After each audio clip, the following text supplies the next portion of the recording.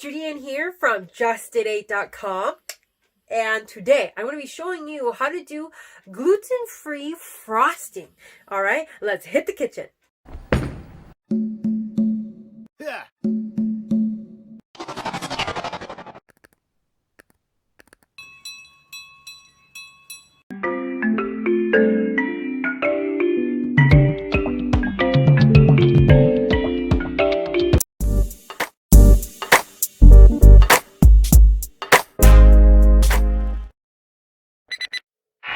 So, to make gluten-free frosting for your gluten-free cupcakes, you would need a stick of butter. Now, this stick of butter is 8 tablespoons, and 8 tablespoons is equals to 1/4 pounds of butter equals half a cup. So, as we need 8 tablespoons, and this is room temperature of unsalted butter. I recommend to actually cut it in tablespoons instead of dunking it in your mixing bowl. So we're going to go ahead and cut these. Because it's room temperature, it's going to be really, really easy to mix in. And if you're going to be hand mixing them, the more room temperature it is, the better for your arms or for your workout. But I'm going to be sticking it in the machine, which means my mixer. So to kind of give the mixer some rest, I'm cutting these unsalted butter into tablespoon sizes. And it actually gives a better texture to your frosting. So that's why I'm doing that. But that's another tip for you. Okay, so after cutting the butter, I'm going to go ahead and move these guys aside. Get my mixing bowl here, and we're going to just dunk this guy in like so. And now we're going to add 3 cups of powdered sugar. Cup 1, cup 2, cup 3. So yeah, frosting is pretty much powdered sugar. That's the magic. 2 tablespoons of almond milk, unsweetened almond milk that I have right here. But go ahead and put in milk of your choice, of course, in your recipe. But you need 2 tablespoons of it. There we go. And 2 TSP of vanilla. 1, 2. Now, I recommend to get clear vanilla extract, but this is what I have today, so I'm going to use what I got, okay? I'm using regular vanilla. And now we're going to go ahead and mix this. You can mix this by hand or put it in the machine.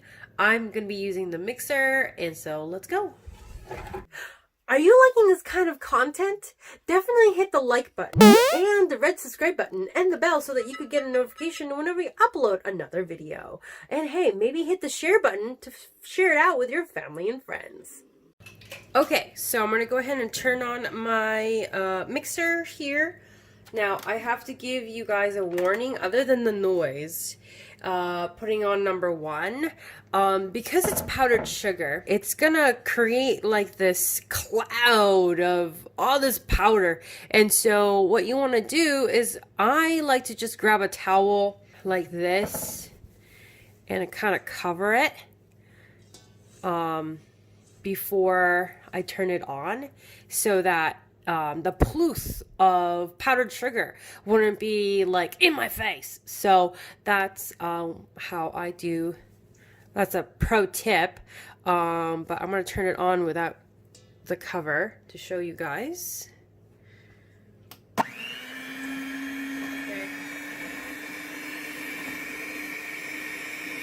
So I'm going to just kind of cover it.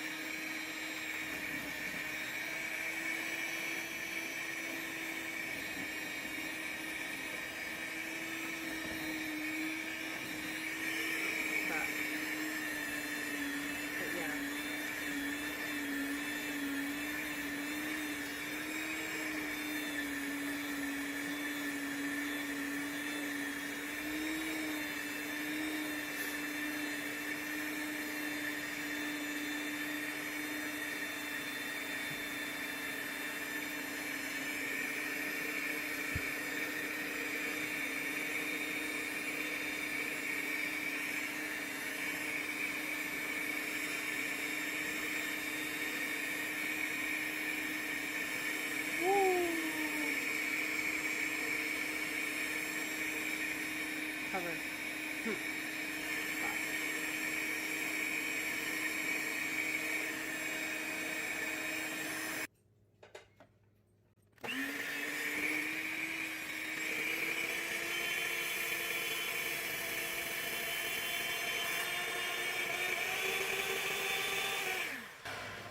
Okay.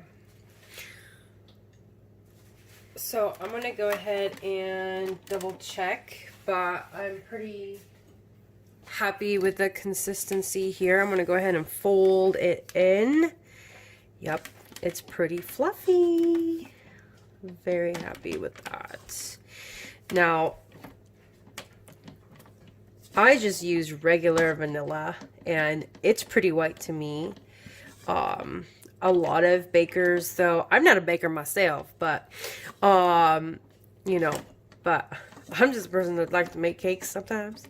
And, anyways, so professional bakers usually like to use the clear vanilla extract if you could get your hands on that. And I'm thinking there's plenty on Amazon.com. So I'm going to go ahead and leave a link in the description down below if you're really wanting that. But I use regular vanilla and it looks pretty white.